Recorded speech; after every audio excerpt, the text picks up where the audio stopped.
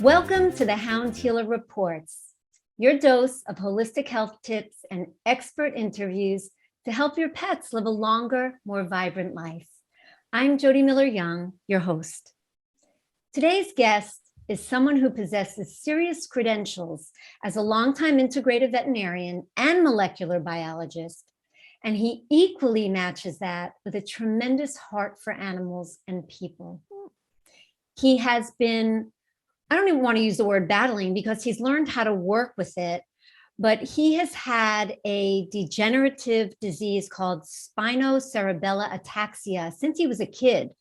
So for more than 40, 50 years, he's been learning through his own experimentation and knowledge about how to work with his body and nature, and is now outliving what experts say you should be doing, you should be living with this disease. So he's going to share a little bit about that too. I'm talking about Dr. Jeff Feinman of Holistic Actions, which is a wonderful pet parent holistic platform, and his own private practice, Home Vet. Now, how do I know about Dr. Jeff's big heart? Because he and I have been supporting each other's mission for a little while now to take complementary medicine, including homeopathy and a number of other modalities, out to a wider world. I'm so excited to speak with him today, and we're going to talk about several things of interest to pet parents. But the one thing I want to begin with is a science-backed philosophy that I think Dr. Jeff coined the term for, called the happiness protocol. Welcome, Dr. Jeff. Wow. I know it's a big intro. I know. Thank you. And I really appreciate it. And I just want to go back for 1 sec, if I may. Sure. To what you said, because the genetic disease, or one of the genetic diseases that I've got, is a genetic disease, but it's variable penetrance. So it really depends on the environment more than what your, genes say. So yeah, so not that I've outlived, but I've got a happier life now than I had 10 years ago or 20 years ago, and that isn't always the case. But don't the experts, if you follow sort of the traditional, conventional medical approach to managing this disease, isn't it, and we know why, and we can talk more about this as we get into the interview more, isn't the general lifespan shorter than what you have managed in a happier, more fulfilled way? Isn't it? I guess the answer to your question is the same answer as to every other medicine. It depends on the context. And yeah, I mean, it could be, it's average is 20 years from symptom onset. And my symptoms started when I was 14. So I guess that's, almost 30 years since then. Yes. And again, not surviving, but thriving. And that's what the happiness protocol is all about, is how to help your pets survive and thrive. And it's based on, what's making me happy today. So thank you, Jody, for bringing it up. And it's all about, guys, helping your pets have the happiest lives with the best quality, which, by the way, happens to improve their physiology and all their diseases. But we're not even talking about health challenges right now. We're just talking about happier pets. And that's what it's all about. Yes, but there is science behind this. From as far back to the book you recommended to me by Norman Cousins, right? I'm blanking out on the name of the book now. As told by the patient, something is told, anatomy of an illness, as told by the patient. We're talking about anatomy of wellness. Yes, and how he used laughter and ascorbic acid in high doses at that time, because this was the what, 60s or early 70s, and they used what they had at the time. But again, at that time, it was definitely alternative. And he ended up being able to cure his degenerative illness, right? And then we bring it forward, and there's more science now to show about how happiness contributes to. You tell us, you're the expert. There is. I feel extremely privileged and happy to be living in these times in science when all of the pieces are in place, or they're all, we know about the science. And I know we jumped over the benefit of the science, but the science is what allows us to do the actions we do. So yeah, the Norman Cousins a backdoor in a way. Norman Cousins is now the Norman Cousins Center of Psychoneuroimmunology, connection between the brain, the heart, the body, at UCLA in California. And they are collaborating, working on molecular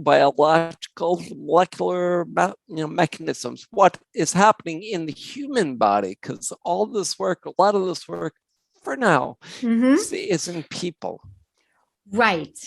And they're looking at things like awe and gratitude and happiness and the science behind how all those things improve quality of life. And therapeutic sniff walk, we're going to go back to the happiness protocol. Yes. Therapeutic sniff walk has been called by the Greater Good Center the awe walk. So when you're out doing your therapeutic sniff walk with your dog, which I haven't spoken about yet, but feeling the awe of being out in nature and looking at the trees or birds or whatever is around you, really, really fine-tunes your body the way the sniff walk is doing for your dog or cat. Today, I guess we're talking mainly about dogs, which is... Well, we're talking about both. Really, I know it's the Hound Healer, but it is cats too. And yes, I do want to talk with you about some of the things that pet parents can do to incorporate the happiness protocol into their pets' lives. And for dogs, sniffing is critical, as we know. They love it. And the science there is very deep, because that's equivalent to pranayama breathing exercises in people, and that connects all of the modern science with the ancient wisdom of the breath. Yes. And this is another invaluable book from 2020, I think. Maybe show the book so people can see the author. So if they want to go out and buy it, because you talk about this book a lot. We all know breathing and proper breathing is important, but James Nestor has really gone deep with how it affects our health.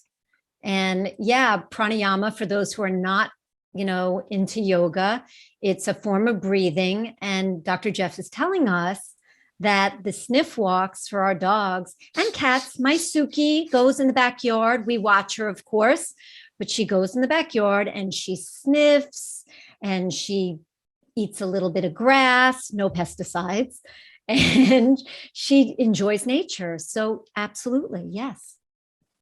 Awesome. Yeah. What else can pet parents do that you found through your experience for dogs and for cats? Well, and the first things, actually, I guess we can start at the very, very beginning, and that is finding what your individual dog or cat loves more than anything else. For some, it's special treats. For some, it's petting and purring. For others, it's playing. For others, and many of them, it's a sniff walk.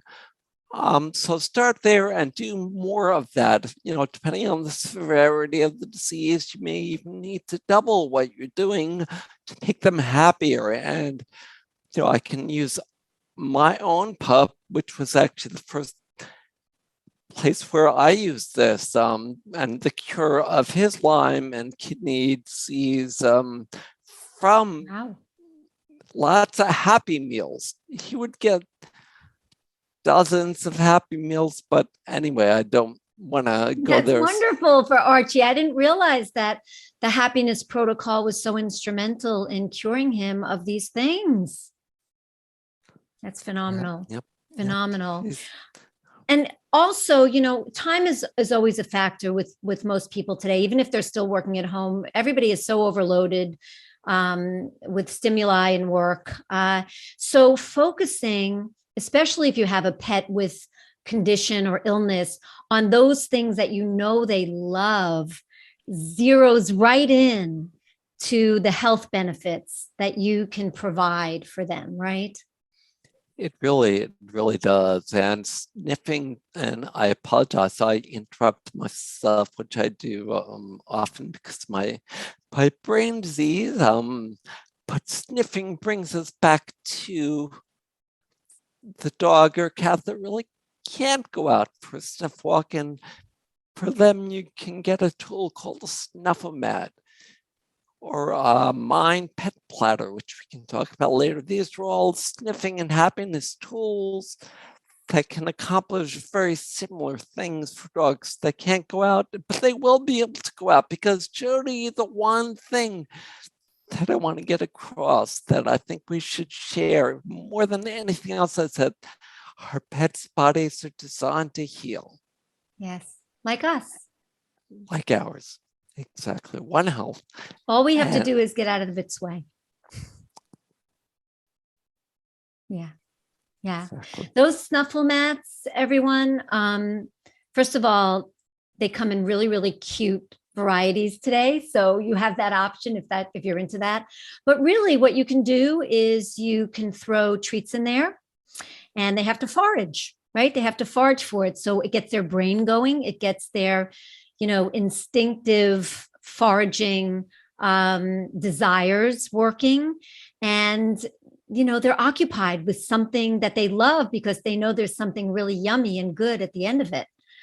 So I'm not that familiar with the other tool that you mentioned, the meal platters, pet platters. Sure, we can jump right into that, but it's a great way to make mealtime a happy time and more natural. The Mind Pet Platter, it's a relatively new, it's a sustainable tool, meaning it's, the way it's sourced, the way it's made here in the US is fully sustainable, and it removes the food bowl and makes it into like a little Snuff-O-Mat. It's a little place where with divots in this material where you can hide the food, and every meal they slow down, they're mindful, they're sniffing, and it speeds up the eating of dogs that don't, or cats that don't like to eat, and it slows down the eating of dogs that eat too quickly, or cats that scarf and barf. Oh, yeah, scarf right, and barf, right. Vomiting right after eating. Yes. Cats not with the mind as much. Yeah, it becomes an activity, a fun activity instead of just a meal. Is there anything else you'd like to add, first of all, about the happiness protocol? Because I also want to talk about One Health, which is something that you are very passionate about, and it's really the wave of the future. But I want to make sure that we give our pet parents all the tools that they may need to employ the happiness protocol in their own pets' lives before we move on. Well, there are tons, and it all depends on the individual pet. But they all really, or a lot of them, center around parasympathetic activation. So enabling the relax, restore, regenerate reflex in the animals, which is equivalent kind of to getting into the flow for people, optimal performance. You want a mixture of sympathetic and parasympathetic, but for healing, you want the parasympathetic, and purring is a big way to activate that. It's like ujjayi breathing. People purring and kitties can actually get them into a parasympathetic state, and us. When you have a purring kitty on your chest, that activates your own vagal nerve. Vibrational. And it may be just, but some cats and dogs don't like petting or brushing or all things that can make them happy. But you know what? In your show notes, I'm not sure how long we're going to go today, but in your show notes, we can certainly share more details about that, because Absolutely. I would love Absolutely. to focus more on One Health One medicine. Health. Well, talk to us about what One Health is so everybody listening understands. One Health is a paradigm, a way of understanding the world, pets, people, everything really, that is more sustainable, that focuses more on the inner and outer terrain than it does on the germ. The germ is kind of secondary to the balance of the terrain. It's like planting a seed in barren soil without water or sunlight. It's probably not going to do much, but rich soil, if the terrain is well cultivated inside or out, they're healthier, more resilient. The plants grow up and they resist diseases and germs and bugs, just like the animals do. Absolutely. And it all comes back to the happiness protocol, which actually is part of something called the terrain optimizing protocol. We just like to say, keep your pets in tip-top shape, because TOP is the terrain optimizing protocol, which is all things that you probably talk about here on the podcast, as far as diet, fresh food feeding, and not working against the body. Yes. And working together with nature and not working against nature and not working against the body is the essence of One Health medicine. Absolutely. And it's powerful, it's conceptual. And what we do in the course and on the podcast is give pet parents specifics that they can do in their own pets' lives to tap into that and trigger the health benefits of that. There's a quote that I came across in a blog post on the Holistic Action site about One Health that sort of sets the stage in a way to not only what you're talking about, but why now is the time, right? Quote, there's an ever-growing disconnect between human health, animal health, and environmental and ecosystems health. Gains in human development have come with often unrecognized negative consequences that are damaging to ecosystems. A paradigm shift is urgently required to desectoralize human, animal, plant, and ecosystem health, and to take a more integrated approach to health, which is a way in some fancy language to say what you've just said. We can't stop looking at all of these elements separately because we're all connected.